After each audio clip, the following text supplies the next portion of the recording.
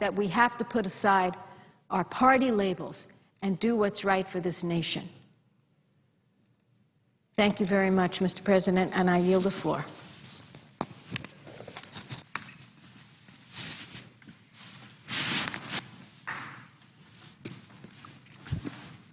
Mr. President. The senator from West Virginia. Mr. President, I rise today to pay honor to a life cut tragically short, to a young man whose service to this country went beyond the call of duty. West Point Cadet Jacob Bauer, who is from my great state of West Virginia and my hometown of Fairmont, died at the age of 18 last week and will be laid to rest Friday at a family cemetery with full military rights. Cadet Bauer was the sort of young man who would make any parent proud. He was a three-sport athlete at East Fairmont High School, where he graduated in 2011. He was in the National Honor Society and was valedictorian of his graduating class. He was a role model, and he led his peers by example. And Cadet Bauer had something that set him apart. He was a young man that felt the spark to attend West Point. I learned from his mother, Ginger, that as a young man or a boy, really he was very interested in history. And he studied the past that have formed our greatest leaders, the men and women whose names are in the history books. And he learned that the best of the best have attended our military academies. And he told his mother that's what he wanted to do. And I really think he wanted to be in the history books. He wanted to be a part of that. And he wanted to give something back. He also told his mother, he says, "Mom, I've had everything given to me. It's time for me to give back now." Cadet Bauer was just 18 when he died during a land navigation exercise Thursday of what may be a heat-related cause, but we're not sure yet, and it's too early to tell. We do know that Cadet Bauer trained vigorously before the exercise and had successfully completed the first 3 weeks of his 6 weeks of basic training. Nothing can explain a death so tragic, a life cut so unfairly short. This is the one time above all others that you have to believe and trust in your faith. My wife, Gail, and I send our prayers and thoughts to Cadet Bauer's mother, Ginger, his father, Dean, and his brother, Ryan, the entire Bauer's family, and all of their friends. And we continue to pray every day for the safety of the brave women and men who put their lives on the line every day for all of us. Mr. President, mere words cannot pay tribute to the magnitude of this tragedy and the depth of his sacrifice. And in these challenging times, our entire country would do well to think of Cadet Jacob Bauer as we work together to put this country first, as he did, before our own interest. Our thoughts and prayers are with this family. May God bless them through this difficult time, and may God continue to bless the United States of America. Mr. President, I yield the floor. Mr. President. Senator from Illinois. Let me salute my colleague from West Virginia. It's a sad task that we have to come to the floor and to recognize those who have passed, but he pays tribute to a young man whose life was cut too short and who was determined to serve our country. I thank him for bringing that man's life to our attention in the Senate and to those who follow this across the nation. And I'm sure the Senate joins him in expressing our sympathy to the family in this tragic loss of their son. I thank Senator Manchin for coming to the floor. Mr. President, many people have asked about the state of the recession in our nation and what it will take to turn this economy around. There is a lot of speculation, and I don't profess to be an expert, but I think there are two things that are really hurting us and that we will have to deal with to bring ourselves out of the current state that we're in. One of them is the price of real estate.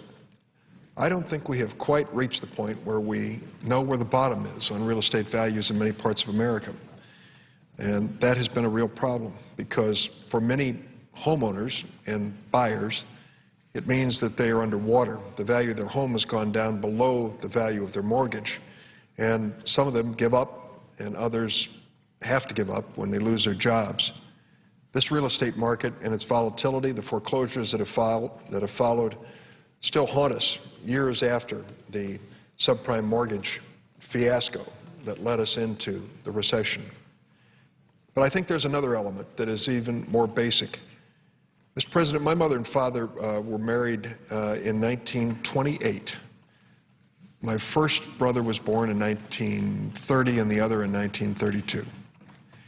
They started their family in East St. Louis, Illinois, my dad working for a railroad, my mother an immigrant woman who worked as a switchboard operator at a telephone company in East St. Louis, Illinois. They each had 8th grade educations, and they were hard-working folks. That's the way they were raised. They started their family as the Great Depression started, and they never forgot it as long as they lived. I used to take a look at their lifestyle and think that's the lifestyle of every family in America because that's all I knew.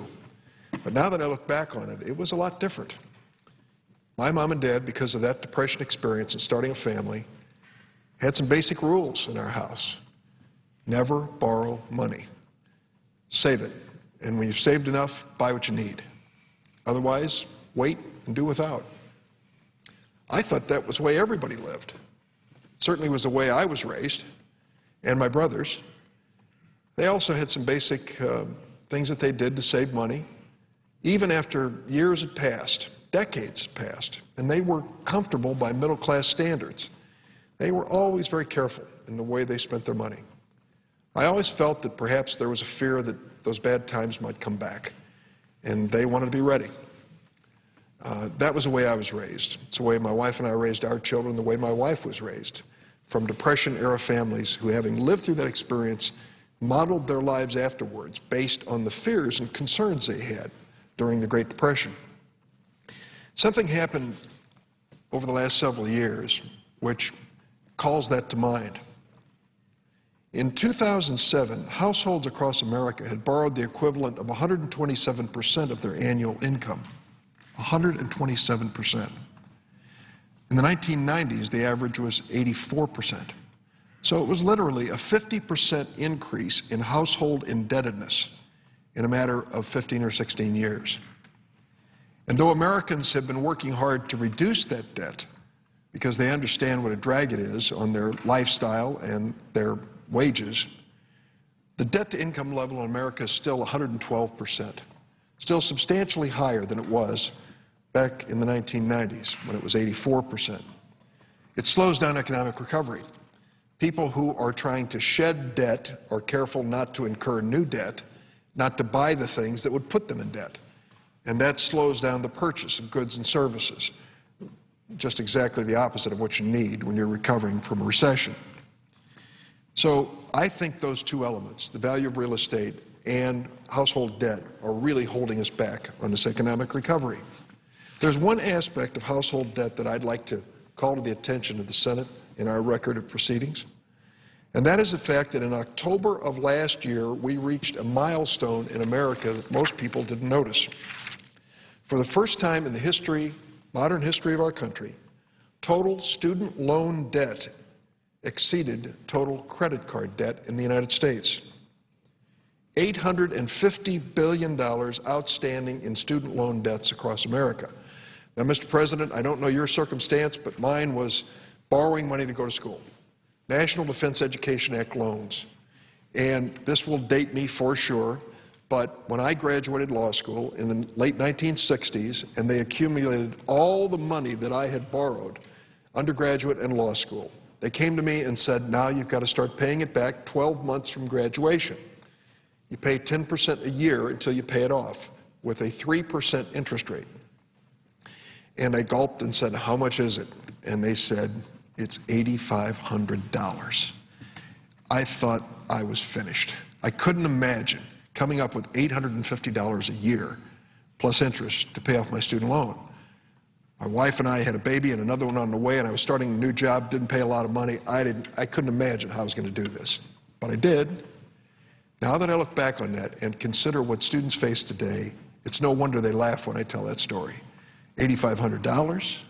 They'd be lucky to get through the bookstore for $8,500 at most colleges and universities today. I may exaggerate a little bit. The cost of college has been skyrocketing.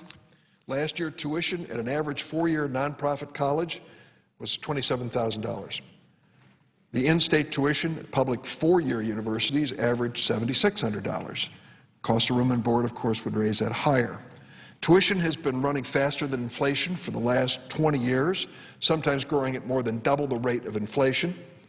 But household income hasn't been growing. So more and more families, unable to pay for their kids' education, join their kids in borrowing money, student loans. Sometimes they co-sign. In a bad economy, some students who never anticipated having to take out student loans are forced to do it, and others have had to borrow more than they expected they would. In 2009 alone, student borrowing grew by 25%. Today, 2/3 of college students borrow to pay for college. The result is a generation of young Americans beginning their lives, their professional lives, with unprecedented levels of debt.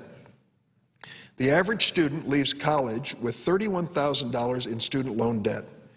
But it's not unheard of to run into students who have a lot more debt, sometimes as high as $100,000 for an undergraduate degree. Going on to graduate school or law school is very expensive. I went to Georgetown Law School. I cannot even remember what the tuition was when I went there, but I'd be amazed if it was more than, say, $1,500 a year.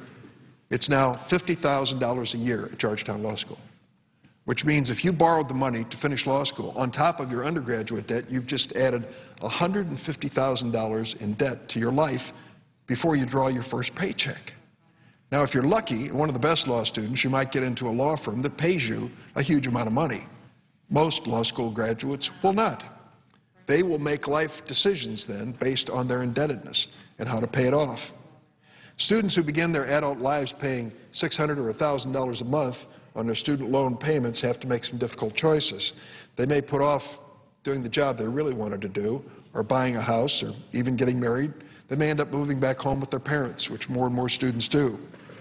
And it's tough to imagine how you get out from that debt burden and create a life that leads to savings and happiness in retirement. High levels of household debt keep these borrowers from contributing to our economic recovery. We need young people to invest in the economy and help it. Some of these students will find they can't afford the monthly payments and they face default. Here is something we cannot say enough to students today who are considering a college education. There's something you ought to know about a student loan. It's not like your car loan. It's not even like your home loan. It's not like your credit card debt, because student loan debt is not dischargeable in bankruptcy. What does that mean? That if you get in deeply over your head and cannot possibly make the payments, you're stuck. You can't discharge that debt in bankruptcy. You will carry it with you to the grave. It's with you for the rest of your life. That's the difference between student loan debt and a lot of other loans that people take out. Now, Mr. President, as tuition growth has outpaced federal student loan limits, private banks and lenders have entered the higher education marketplace with private student loans. I don't know why. I certainly wish I would have been more attentive to this when it happened. But we decided years ago to treat government student loans the same as private student loans, which means if a private entity loans you money for school, they are protected as creditors like the government. In other words, even if you borrowed $10,000 from a local bank to go to college as a student loan, you can't discharge that in bankruptcy either. You're stuck with that for a lifetime. Doesn't apply to virtually any other debts other than perhaps tax liability under the bankruptcy code. So it's an unusual situation we've created and an unusual burden on young people. Federal student loans for most undergraduates are capped at $5,500 for the first year of school and go up to $7,500 a year by the time the student graduates. That doesn't always cover the cost for students when tuition can exceed $30,000 at private colleges, so students turn to private student loans to fill the gap. This can be disastrous. These private loans are made with interest rates and fees as high as credit cards. There are reports of private loans with variable interest rates reaching 18%. And unlike federal student loans, there are few consumer protections. Students don't have access to flexible repayment plans, free deferment, or loan forgiveness with private student loans. Some students who take out private loans find themselves trapped under an enormous amount of debt. And because of the bankruptcy law, it's a debt that they're stuck with the rest of their lives. Now I want to say a word about another phenomenon. Today, Secretary Arne Duncan spoke before Chairman Harkin's Appropriations Subcommittee on Education. I think Secretary Duncan is one of the President's best appointments. Not to mention the fact we've been personal friends for a long time, and I've watched as he struggled to change the Chicago public school system. It goes beyond his efforts in public service. He's really given a lifetime to education. His mother was a teacher. He used to tutor kids after school. He really has it in his blood, and it shows. And I think he's a man of great, immense personal talent and integrity, and he's done some remarkable things in the tenure that he's had at the Department of Education. Today, when he came to testify, we talked about a phenomenon that relates to this.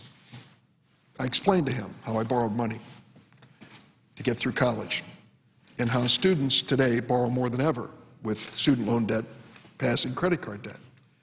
Then we talked about the phenomena of for-profit colleges.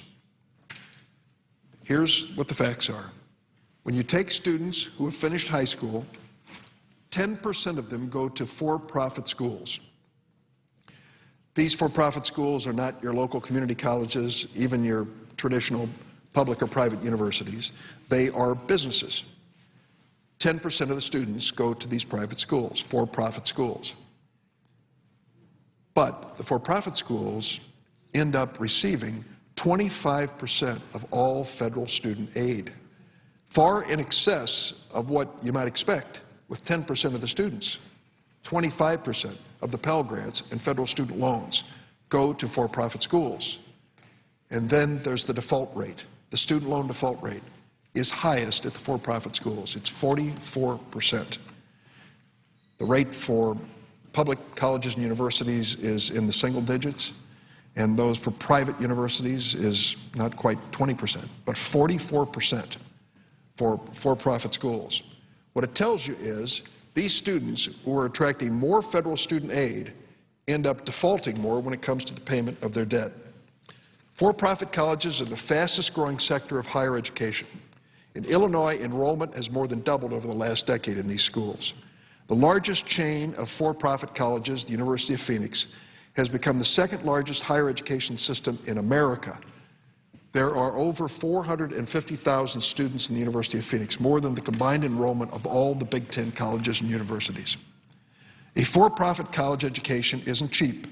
Tuition at for-profit schools is 5.5 times the price of community college and twice as much as public four-year college. 2/3 of the for-profit students receive federal Pell Grants, which target low-income students and don't have to be repaid. But Pell Grants aren't enough to pay for for-profit schools. To make up the difference, students take out loans. At four-year for-profit schools, 96% of students are borrowing money. And when students leave school, many for-profit college students find their training didn't prepare them for a job, and the employers don't recognize their degrees. Buried in debt, without good career and job prospects, these students simply can't keep paying the loans. That's why the default rate, 44%, is so high. Within 3 years, 25% of students who leave a for-profit college will default on their student loans. Let me tell you the story of two of them. Christine lives in southern Illinois. She received a degree in medical billing and coding from Sanford Brown College. She took out student loans to pay for college, and she now owes a total of $24,000 for her 2-year associate's degree. She now refers to that degree, and I quote, as completely worthless. Christine said that when she went interviewing for jobs, one company told her her degree was a strike against her. Another said they don't hire Sanford Brown graduates because they have to retrain every one of them. She wasn't able to find a job, and she put her loans in deferment to go back to school and borrow more money.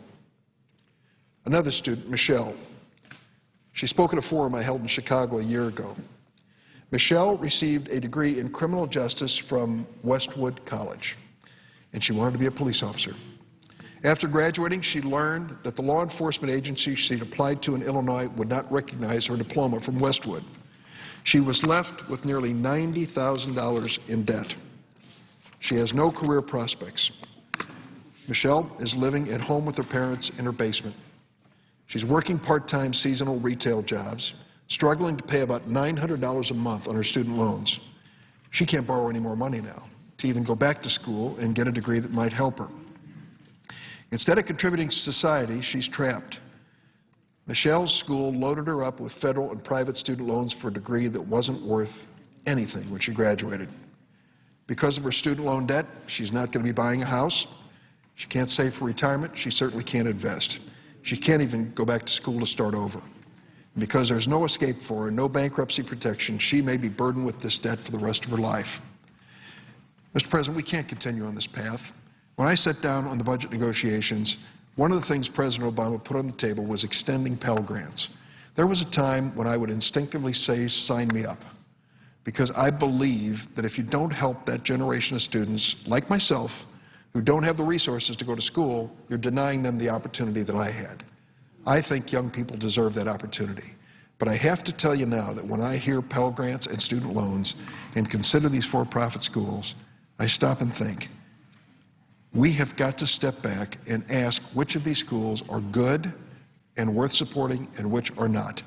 I said to Secretary Duncan today, we should have accreditation standards so these schools are known to be worth the money the students are paying to attend. We should follow their progress to make sure that if they're ensnaring young people in debt and then dumping them into a jobless situation in life, that we stop subsidizing them with federal student loans and Pell Grants. That's incumbent upon us. The administration recently took up the for-profit college cause. They're asking for more reporting. It's a step in the right direction. As I said to Secretary Duncan, we should have done more. You're going to find the worst of the worst. Maybe you'll stop them from exploiting the students, but there are going to be a lot of awful schools still in business because our standards are not as strong as they should be at the federal level. Mr. President, as we consider the future of higher education, let's consider the fact that the cost of it is outstripping the resources of many families. The debt that students incur will change their lives, and that there is a process of exploitation at many of these for-profit colleges that we should not tolerate. It's not fair to the students nor their families. It certainly isn't fair to America's taxpayers, because as they default on these student loans, the American taxpayers will be the ultimate losers. Mr. President, I yield the floor. Majority Leader. Thank you very much, Mr. President. I now ask unanimous consent the Senate proceed to executive session. Objection. Mr. President, I now ask that we move to calendar number 196. The nomination be confirmed. The motion to reconsider be considered made and laid on the table. There be no interaction or debate. No further motions be in order to the nomination, that any statements related to this nomination be printed in the record. Without objection. Thank you, Mr. President. And that President Obama be immediately notified of the Senate's action, and the Senate then resume the legislative session. Without objection. Mr. President, I ask unanimous consent that we extend the morning business hour until 7 o'clock tonight. Without objection. I also ask, Mr. President, that that consent agreement be modified, that senators would be allowed to speak for up to 10 minutes each during that period of time. Without objection. I would note the absence of quorum. The clerk will call the roll. Mr. Akaka.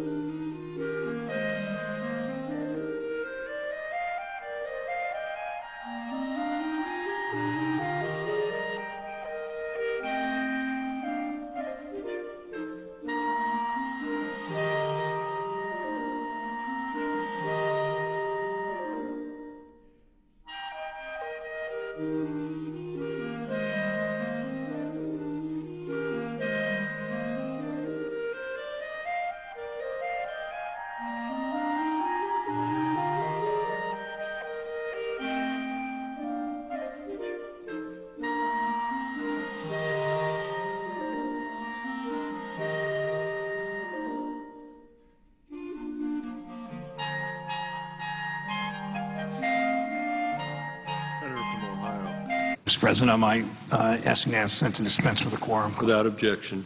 Hey, Mr. President, I rise to discuss legislation called the All-American Flags Act of 2011 and make some comments about sort of what's happened to American manufacturing and how this is a small step but an important step in beginning to convince this body that Made in America is something we should focus on, that a manufacturing strategy from the White House is something they should focus on, and that putting people back to work to make things in America again is the right strategy to pull us out of recession. The Labor Department's most recent jobs report confirmed what workers in my state are already aware, that employers are still not hiring. Workers who have jobs are seeing smaller paychecks. They're barely keeping up with bills and insurance costs. Soldiers, in too many cases, who are returning from Iraq and Afghanistan are facing even greater challenges in the labor market.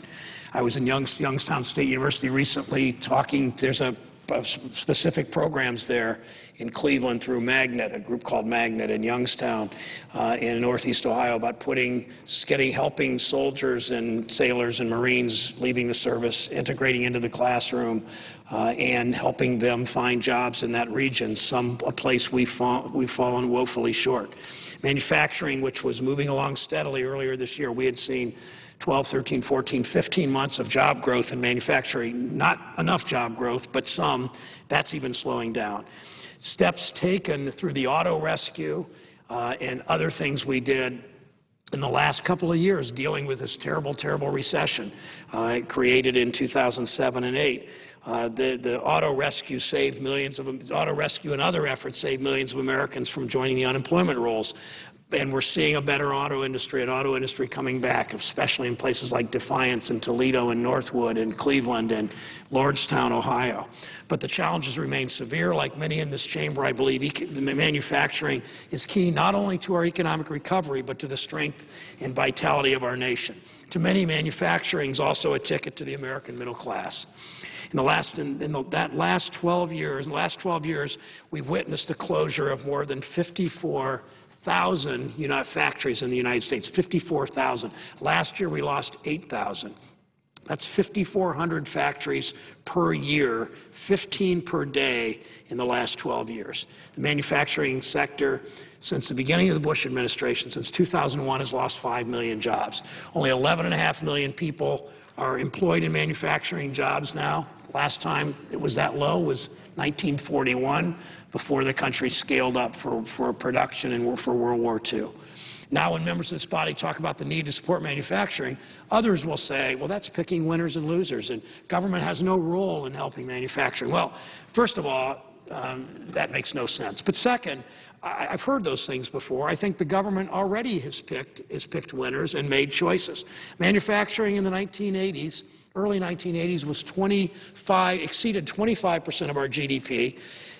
Now it's only 11% of our GDP. Over that same time period, financial services back 30 years ago was about 11% of our GDP. Now they're about 21%. So a government that put way too much focus on and interest in and support for financial services at the expense of manufacturing has clearly cost us far too many middle-class jobs. It's a result of tax policy. It's a result of not investing in innovation. It's a result of China, PNTR, the permanent normal trade relations. It's a result of NAFTA. It's a result of not enforcing our trade laws. There's blame to go around, but the blame won't create the job that a former auto worker in Youngstown or a rubber worker in Akron or a chemical worker in Columbus or a steel worker outside Cincinnati, that won't create a job that they're looking for, nor reduce the rising cost for them of food and gas and shelter. I urge my colleagues to consider taking big steps, not just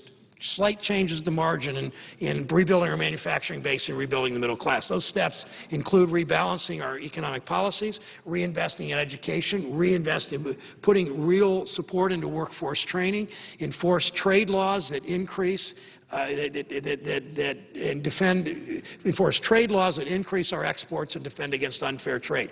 3 examples, Mr. President, of enforcing trade laws have happened in the last couple of years, thanks in part to a more aggressive Obama administration, finally, on trade law. We've seen jobs created, hundreds of jobs created in Lorain, Ohio, and in Youngstown, Ohio, because of enforcement of trade laws on oil country tubular steel. We've seen rubber worker jobs, tire manufacturing jobs created in Findlay, Ohio, because of enforcement of international trade law.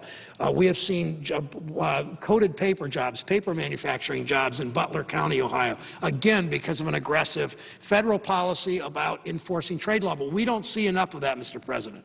There are other steps, I believe, are more modest but demonstrate a commitment to our manufacturing sector. One step's requiring the federal government, when purchasing flags, to purchase only those flags that are 100% American-made. That sounds fairly amazing that they're not made in America today. It sounds fairly amazing that that would make much difference, but really it does. Currently, federal law simply requires that American flags purchased by the U.S. government contain a minimum of 50% American-made products or components. So you buy the United States Department of Defense, the United States Department of Homeland Security, or the United States Capitol buys American flags. Under law, they only have to be 50% made in the United States of America. These are American flags, Mr. President.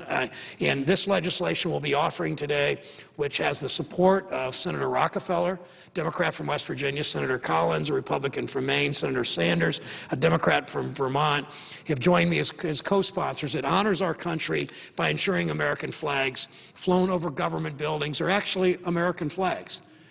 According to the U.S. Census Bureau, the value of imported American flags in the United States last year was $3.2 million, with $2.8 million coming from China. I just, you know, when I think about all the production in China, I often think about young workers, and when I say young workers, I mean young workers in China that make things that people in the United States buy. And I just think, I got to think Chinese workers, if they think about this stuff while they're doing it, maybe they do, maybe they don't, they must be a bit amused that they're making American flags in China, selling them to us. They must think, what kind of country is this that doesn't make its own flags? It just occurred to me that, Mr. President, that would be amusing if it weren't somewhat tragic. Congressional Research Service said there are at least 8 all-American flag manufacturers in the United States, 8 companies that can do this. This isn't a question of, you know, rare metals that we can't get, rare earth materials we can't get enough of. I know the senator from Colorado has been interested in that issue, the presiding officer.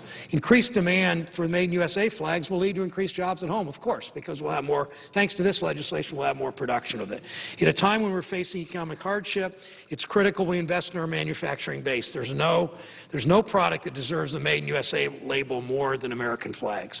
Manufacturing helped our nation become an economic superpower. It built a strong middle class. When you think of the combination of large-scale manufacturing of all kinds of products and collective bargaining laws that let people come together and negotiate and bargain collectively, it clearly is the way we built the middle class in this country. It's critical. Today, the government lead by example. That's why in Ohio, Senate Bill 5 is so important, the repeal of collective bargaining, the repeal of collective bargaining, if you will. It's why manufacturing is so important. This legislation today that I will talk about in a moment, that I will bring up in a moment, Mr. President, is a modest step towards that, building that manufacturing strategy, moving forward on Made in America, and a modest step towards enhancing and strengthening our manufacturing base.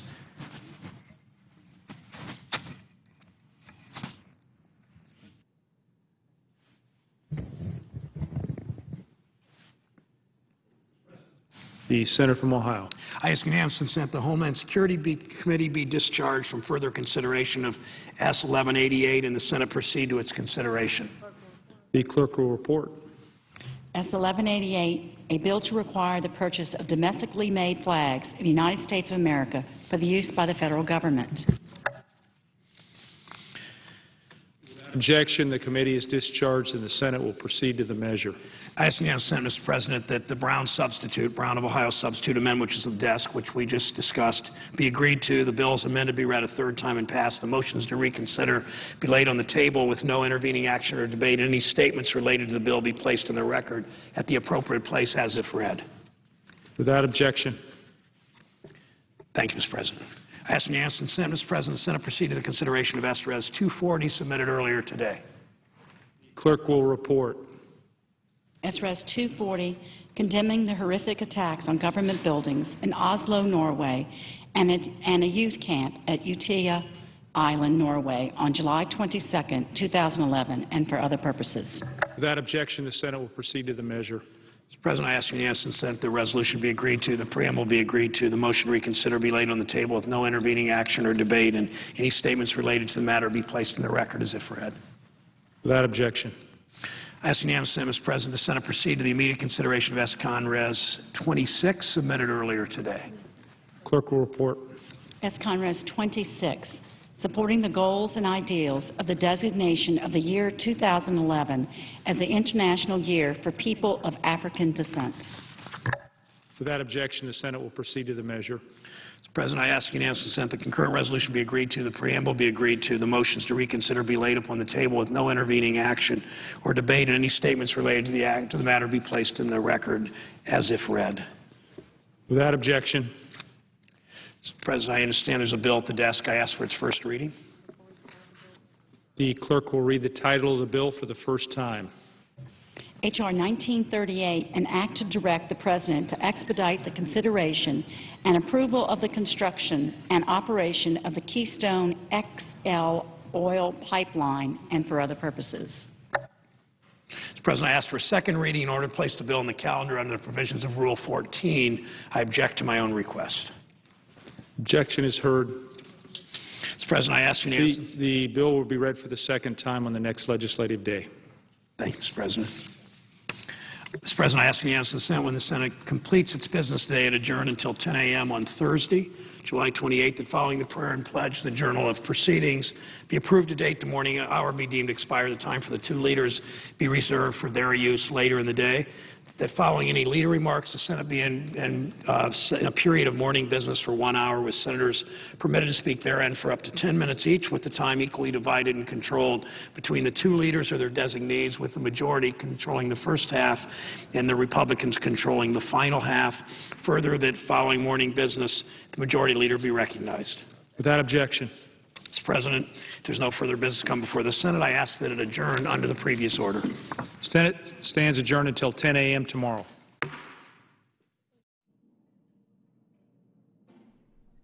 The Senate today voted unanimously to extend by 2 years